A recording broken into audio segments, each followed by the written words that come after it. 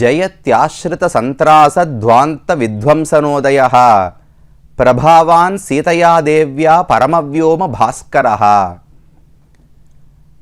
இந்த பூமியில் தினமும் இரவில் இருள் சூழ்ந்து கொள்ளுகிறது. அந்த இருளை போக்குவதற்காக தினமும் சூரியன் உதித்து விடுகிறார். ஆனால் மறுபடியும் இரவு வருகிறது, மறுபடியும் இருள் சூழ்கிறது. இப்படி மாற்றி மாற்றி பகலும் இரவும் வெளிச்சமும் இருட்டுமாக செல்லுகின்றன. ஆனால் நம்முடைய மனதில் மட்டும் எப்போதும் இருட்டுதான் இருக்கிறது. அறிவின்மைதான் சூழ்ந்து கொண்டிருக்கிறது.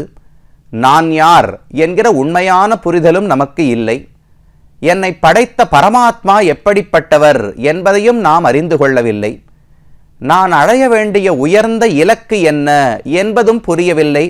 ஏதோ உடல் நலம், உடலை கொண்டு அடையக்கூடிய இன்பங்கள், இந்த உலகத்து இன்பங்களே போதும் என்கிற எண்ணத்தில் இருக்கிறோம்.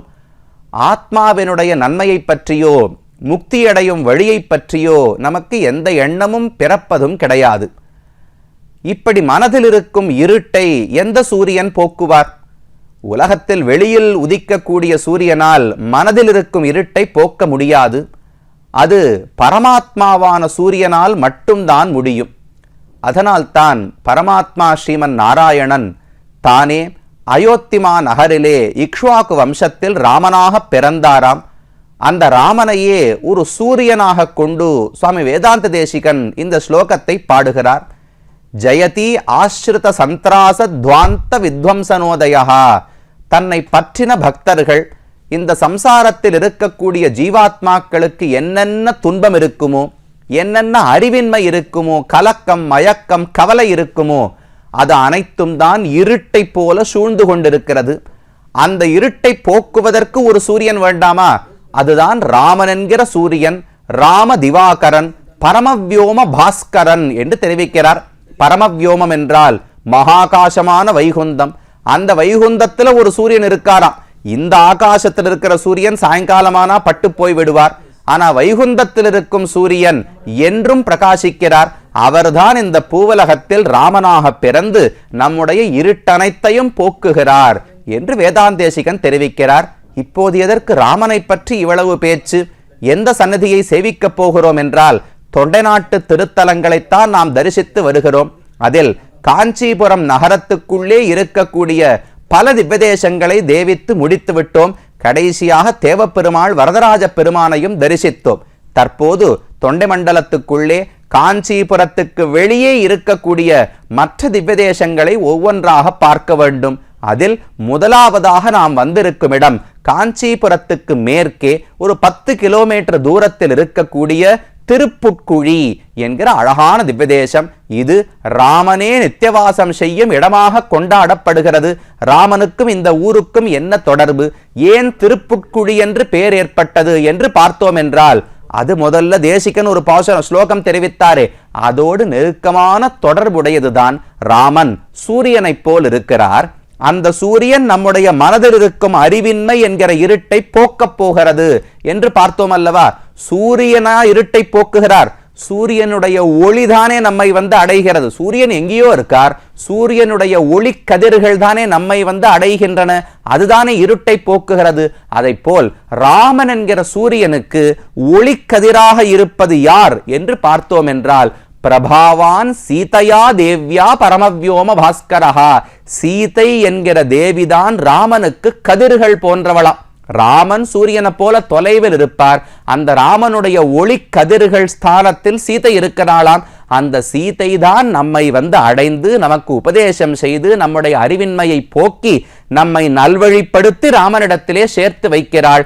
அந்த சீதையை ராவணன் என்கிற அரக்கர்குல தலைவன் ராமனிடத்திலிருந்து பிரித்து விட்டான். பஞ்சவட்டி என்கிற அழகான ஸ்தலத்தில் ராமன், சீதை, லக்ஷ்மணன் மூவரும் வாழ்ந்து வந்தார்கள். 14 ஆண்டுகள் வனவாசம் ராமனுக்கு விதிக்கப்பட்டது. அதில் 13 ஆண்டுகளும் 2 மாதங்களும் முடிந்து விட்டன. தண்டகாரண்ய காட்டில் 13 ஆண்டுகள் ராமன் இங்கும் அங்கும் சுத்தி திரிந்தார். கடைசியில பஞ்சவட்டிக்கு வந்து சேர்ந்தார். அங்கு ஒரு 2 ஆண்டுகள் கிட்டத்தட்ட இருந்தார். 13 ஆண்டுகளும் 2 மாதங்களும் முடிந்து போய்விட்டன. அந்த சமயத்துக்குத்தான் சூர்பனகை என்பவள் எதிர்ச்சையாக வந்தாள். ராமனை பார்த்து ஆசைப்பட்டாள். ராமன் திருமணம் செய்ய மறுத்தார். லக்ஷ்மணனை கை காட்டினார். லக்ஷ்மணனும் மறுத்தான். அவளுக்கு கோபம் ஏற்பட்டு சீதையை தாக்கப் போனாள். லக்ஷ்மணன் காது மூக்குகளை அறுத்தான். இந்த செய்தி கேட்டு கரதூஷணாதிகள் வர 14,000 பேரையும் ஜனஸ்தானத்திலே ராமன் கொன்று முடித்தார். இதை கேட்டு சீதையை அபகரிப்பதற்காக ராவணேஸ்வரன் வந்து மாயமானாக மாரீச்சனை அனுப்பி ராமனை அப்புறப்படுத்திவிட்டு லக்ஷ்மணனையும் ராமன் குரலிலேயே கத்தி அழைத்து கொண்டு போய்விட்டு சீதையை தானே ராவணன் வந்து கடத்தி போனான். இவ்வளவு வேகமா சொல்லிறேன்னா கதை தெரிந்தது தானே. இதெல்லாம் ராமாயணத்தினுடைய கதை. அந்த சமயத்தில் தான் ஜட்டாயு என்கிற உயர்ந்த கழுகரசன் பறவை அவர் போய் சீதைக்காக சண்டை போடுகிறார். ராமன் பஞ்சவட்டையில் தங்கினதே இந்த இடத்துல ஜட்டாயு இருக்கிறார் என்பதால் தான். ராமன் லக்ஷ்மணனை பார்த்து சொல்லுகிறார், இஹ வத்ஸ்யாமி சௌமித்ரே சார்த்தமேதேன பக்ஷிணா என்று ராமாயணத்துல ஸ்லோகம் வருகிறது. சௌமித்ரே லக்ஷ்மணா, இனி புது இடத்தை தேட வேண்டாம். எப்ப கிருத்ரராஜனான கழுகரசனான ஜட்டாயு இங்கு இருக்கிறாரோ நானும் அவரோடு சேர்ந்தே இருந்து விடுகிறேன். ராமன் என்ன சொல்லியிருக்கணும், நான் இங்க இருக்க போறேன், அவர் எங்கூடு இருக்கட்டும்னு ராமன் சொல்லல. ஓ, அவர் ஜட்டாயு இந்த இடத்துல இருக்கார், நானும் அவரோடையே சேர்ந்து இருந்துடுறேனே. என்னுடைய தகப்பனார் தசரதனோடு சேர்ந்து வாழ வேண்டும்னு ஆசைப்பட்டேன். அது என்னமோ கைகேயிக்கு அதில் விருப்பமில்லை. நாட்டை விட்டு வெளியே போ என்று துரத்தி விட்டாள். பரவாயில்ல, என்னுடைய தந்தையை போலவே தந்தை ஸ்தானத்துல இவர் பெரிய உடையார்னு பெயர். அந்த கழுகரசனான ஜட்டாயு இருக்கிறார். அவருடைய சிறகுக்கு கீழே வாழ்ந்து விடுகிறேன். தசரதன் தோளுக்கு கீழே வாழணும்னு நினைச்சேன், முடியல. ஜட்டாயுவினுடைய சிறகுக்கு கீழே வாழ ஆசைப்படுகிறேன் என்று ராமன் தெரிவிக்கிறார். ஆங்காங்கு சுற்றி திரிந்து வந்தவர் கடைசியில பஞ்சவட்டிக்கு மேல எங்கும் போவதாகவே இல்லை, இங்கேயே ஆனந்தமாக இருந்து விடலாம் என்றுதான் ராமன் ஆசைப்பட்டார். திருப்பேர் நகரான் திருமாலிரும் சோலை பொறுப்பே உரைகின்ற பிரான் இன்று வந்து இருப்பேன் என்று என் நெஞ்சு நிறைய புகுந்தான் என்று நம்மாழ்வாருடைய பாசுரம். பகவானுக்கு நம்மாழ்வார மனசுக்கு வரணும்னு ரொம்ப ஆசையாம். முதல்ல திருப்பேர் நகர் அப்பக்குடத்தான் பெருமானாக சயனித்துக் கொண்டிருந்தார். அங்கிருந்து புறப்பட்டு தெற்கு நோக்கி வந்து திருமாலிரும் சோழமல அழகராக நின்றுண்டாராம். அங்கிருந்து புறப்பட்டு ஆழ்வார் மனசுக்கு வந்தாராம். இனிமே நான் எங்கேயும் போக மாட்டேன், இங்குதான் இருப்பேன்னு சொல்லிட்டாராம். அதே போல ராமன் பிறந்தது அயோத்தியில். அங்கிருந்து வந்து சித்திரகூடத்துல தங்கினார். சித்திரகூடத்திலிருந்து பஞ்சவட்டிக்கு வந்தாரா, நான் பஞ்சவட்டியை விட்டு எங்கேயுமே போக மாட்டேன், ஜட்டாயுவோடு தான் இருப்பேன்னு ஆசையோடு இருந்தாராம். அப்ப ஆழ்வார் மனசுக்கு வருவதற்கு பகவான் 2 இடங்களை தாண்டி வந்தாரோ இல்லையோ, திருப்பேர் நகர், திருமாலிரும் சோலை, ஆழ்வார் மனசு. அதே போல அயோத்தி, சித்திரகூடம், பஞ்சவட்டி, ஜட்டாயுனுடைய சிறகு நிழல். இப்படி ராமன் ஆசைப்பட்டு வந்து இனிமேல் எங்குமே போகக்கூடாது என்று ஜட்டாயுவனிடத்துல காதலோடு இருந்தான். அந்த ஜட்டாயு ராவணனோடு சண்டையிட்டார், தோத்து போனார். அவனை தடுக்க முடியவில்லை. தன்னுடைய வாளால் ராவணன் ஜட்டாயுனுடைய சிறகுகளை அறுத்து கீழே தள்ளிவிட்டான். ராமன் சீதையை தேடிக்கொண்டு வரும் வழியில் அந்த ஜட்டாயு குத்துயிரும் கொலையுருமாக இங்கே கிடப்பதை பார்க்கிறார். பார்த்தவுடனே மிகுந்த வருத்தம். அந்த ஜட்டாயுவினிடத்துல கேட்டுத்தான் ராவணன் தான் சீதையை அபகரித்துக் கொண்டு போனான் என்று ராமனுக்கு தெரிய வருகிறது. அங்கே ராமன் மடியிலேயே ஜட்டாயு உயிரை நீத்து விடுகிறார். அந்த ஜட்டாயுவுக்கு ராமன் தான் ஈமைச் சடங்குகளை செய்கிறார். அந்திம சம்ஸ்காரம்னு சொல்றோம் இல்லையோ, ஒருத்தர் மரணம் அடைந்து விட்டார் என்றால் அவருடைய உடலுக்கு தகனம் எரிக்க வேண்டுமல்லவா, அந்த தகன சம்ஸ்காரம் ஈமைச் சடங்குகளை ராமன் தான் இந்த ஜட்டாயுவுக்கு செய்து வைக்கிறார். ஏன்னா ராமனுக்கு ஆசை, என்னுடைய தகப்பனார் தசரதன், அவர் மரிக்கும் போது நான் அயோத்தியில் இருக்கவில்லை, அவருக்கு என்னால ஈமைச் சடங்குகளை செய்ய முடியவில்லை, போனா போறது அவர் ஸ்தானத்தில் இருக்கும் ஜட்டாயுவுக்காவது நான் செய்ய வேண்டும் என்று ராமன் ஆசைப்பட்டாராம். ஜட்டாயுவுக்கு பகவான் மோட்சத்தையே கொடுத்தார். இந்த ஊர் பேர் இருக்கே திருப்புட்குழி என்று பெயர் இருக்கிறதோ இல்லையோ, புல் என்றால் பறவை என்று பொருள், அதாவது ஜட்டாயு. குழி என்றால் அவருக்கு சம்ஸ்காரம் செய்வதற்காக இந்த இடத்துல குழி தோன்றி அதிலிருந்து பகவான் இந்த சிதையை மூட்டி அவரை எரித்தான் அல்லவா. அப்ப திருப்புல், இந்த பறவை சாதாரண பறவை கிடையாது, ரொம்ப உயர்ந்த பறவை. பகவானுடைய கைங்கரியத்துக்காக தன்னுடைய உயிரையே கொடுத்த பறவை அல்லவா. விசித்ரா தேக சம்பத்திகி ஈஸ்வராய நிவேதித்தும் என்று புராணம் சொல்லுகிறது. இந்த உடலை பகவான் படைத்ததே, நமக்கு கொடுத்ததே அவனுக்காக பயன்படுத்துவதற்காக. ஆனா நாம் என்ன நினைத்து கொண்டோம், நம்முடைய ஆனந்தத்துக்காக உடம்பு கிடைச்சிருக்கு, நான் நல்லதா பார்க்கணும், நல்லதா முகரணும், அழகா நல்ல சுவையான பொருள்களை சாப்பிடணும், என்னென்னமோ காட்சிகள் எல்லாம் பார்க்கணும், இதற்காக உடம்பு இருக்குன்னு நினைச்சுக்கிறோம். உடல் இருப்பது பகவானுக்கு அர்ப்பணிப்பதற்காக. உயிரை வைத்துக்கொண்டு அர்ப்பணித்தாலும் கைங்கரியம்தான், உயிரையே விட்டு செய்தாலும் பெரிய கைங்கரியம்தான்.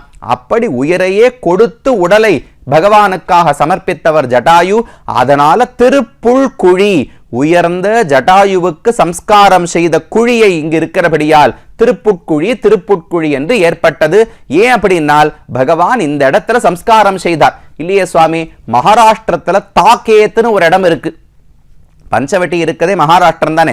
மகாராஷ்டிரத்துல பஞ்சவட்டியிலிருந்து தெற்கே ஒரு சில 100 மைல் தூரம் வந்தோம்னால் அங்க தாக்கேத் என்று ஒரு இடம் இருக்கிறது.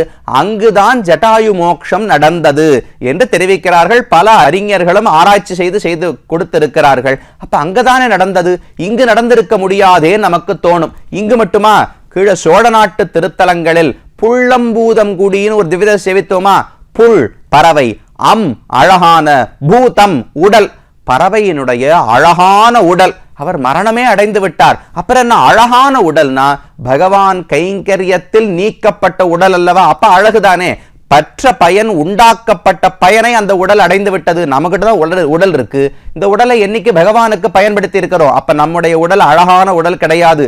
ஜட்டாயுனுடைய உடல் உயிர் அற்றதாக இருந்தாலும் அழகான உடல். அப்ப புள்ளம்பூதங்குடியில மோட்சம் கொடுத்தான் பகவான் கதை கேள்விப்படுறோம், திருப்புட்குழியில கொடுத்தான்னு கேள்விப்படுறோம், இல்ல தாக்கேத்த நடந்ததுன்னு கேள்விப்படுறோம். என்னால் எல்லாமே உண்மைதான். தாக்கேத்துல ராமாயண காலத்துல கொடுத்திருக்கலாம். அதற்கு பின்னால் இதை நாம் நினைவில் கொள்வதற்காக ஆங்காங்கு பக்தர்களுக்கு அதே சரித்திரத்தை திரும்பவும் பகவான் காட்டி இருக்கலாமே. புள்ளம்பூதங்குடியில ஒரு ரிஷிக்கு காட்டினார், இந்த இடத்துல ஒரு பக்தனுக்காக காட்டினார். அப்படி ஒரே சரித்திரத்தை பல இடங்களிலே பகவான் காட்டி இருக்கலாம். பின்னானார் வணங்கும் சோதின்னு ஆழ்வார் பாடுகிறார். அர்ச்சாவதாரம் என்பதே விபவாவதாரத்தினுடைய ஒரு நீட்சி. ராமன், கண்ணன், வராகன் இவர்களுடைய விக்கிரகங்களைத்தானே ஏற்படுத்தி கொள்ளுகிறோம். அப்ப ராமன் அன்று செய்தது தாக்கேத்தில் இருக்கலாம். அதன் நினைவாக புள்ளம்பூதங்குடி, திருப்புட்குழி என்கிற ஸ்தலங்களில் அதே திருக்கோலத்தில் அதே சரித்திரத்தோடு பகவான் காட்சி அளிக்கிறார். அதுதான் இந்த ஊருக்கான புராணம். பகவான் ஜட்டாயு பண்ண கைங்கரியத்தை பார்த்து வியந்து போய் மோட்சத்தையே கொடுத்தார். இவர் மனுஷனாட்டம் வேஷம் போட்டுக்கொண்டு தெரிந்து கொண்டிருந்தார். மனுஷனால மோட்சம் கொடுக்க முடியுமா? ஒரு நாளும் முடியாது. ஆனா அவர் செய்த காரியத்தை பார்த்து நன்றி உணர்வு பீரிட்டு கொண்டு வந்தது. இவருக்கு என்னால வேற என்ன செய்ய முடியும், மோட்சத்தையே கொடுக்கிறேன். யாகதெர் யஜ்ஞசீலானாம் ஆஹிதாக்னேஷ்ச யாகதிஹி அபராவர்த்தினாம் யாச்ச பூமி பிரதாயினாம் மயாத்வம் சமனுஜ்ஞாதஹ கச்சலோகான் அமுத்தமான் கிருதராஜ மகாசத்வ சம்ஸ்கிருதஸ்ச மயாவ்ரஜ. நானே உனக்கு ஈமைச் சடங்குகளை செய்கிறேன், என்னுடைய ஆணை யாரும் கேள்வி கேட்க முடியாது. கச்சலோகான் அனுத்தமான், நிகரற்ற உலகமான வைகுந்தத்தை நீர் உடனடியாக அடைவீராக என்று ராமனே அவருக்கு ஆணை பிறப்பித்து மோட்சத்தை கொடுத்தார். அப்ப ராமன் மனுஷன் வாழ்நாள் முழுவதும் காட்டிக் கொண்டிருந்தாலும் இந்த ஒரு இடத்தில் மட்டும் தான் பரம்பொருள் என்பதை காட்டினார். அந்த மோட்சம் கொடுத்து அவருக்கு சடங்குகள் செய்யணுமே. லக்ஷ்மணனை பார்த்து ஆணையிடுகிறார். சௌமித்ரே ஹர காஷ்டானி நிர்மதிஷ்யாமி பாவகம் கிருத்தராஜம் திதக்ஷாமி மத்கிருதே நிதனம் கதம். எனக்காக உயிரை விட்டிருக்கார், அவருக்கு ஈமச் சடங்குகளை நான் தான் செய்ய வேண்டும். லக்ஷ்மணா, விறகு கட்டைகளை எடுத்துக்கொண்டு வா, அழகான சிதையை மூட்டி அதில் இவருடைய உடலை நானே எரித்து சம்ஸ்காரம் செய்கிறேன் என்று சொல்லி ராமன் செய்தாராம். ததாஹராமோ தர்மாத்மா ஸ்வபந்துமிவ துக்கிதகான வால்மீகி சொல்றார். தன்னுடைய உறவினனுக்கு சடங்குகள் செய்தால் எவ்வளவு வருத்தமா இருக்குமோ அதை போல ராமன் வருந்தினான்னு தெரிவிக்கிறார். யாரோ ஒரு பறவைக்கு எரிச்சா யாருக்கான துக்கம் வருமா?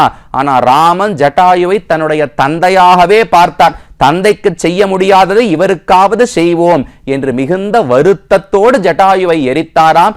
அந்த சம்ஸ்காரத்தை செய்த க்ஷேத்திரம்தான் திருப்புட்குழி என்கிற அழகான க்ஷேத்திரம். இனி இந்த பெருமான் விஜயராகவன் திருநாமம், பெருமானுடைய ஆஸ்தானம், அவருடைய சம்ஸ்தானம் அனைத்தையும் அடுத்த பகுதிகளிலே நாம் பார்ப்போம்.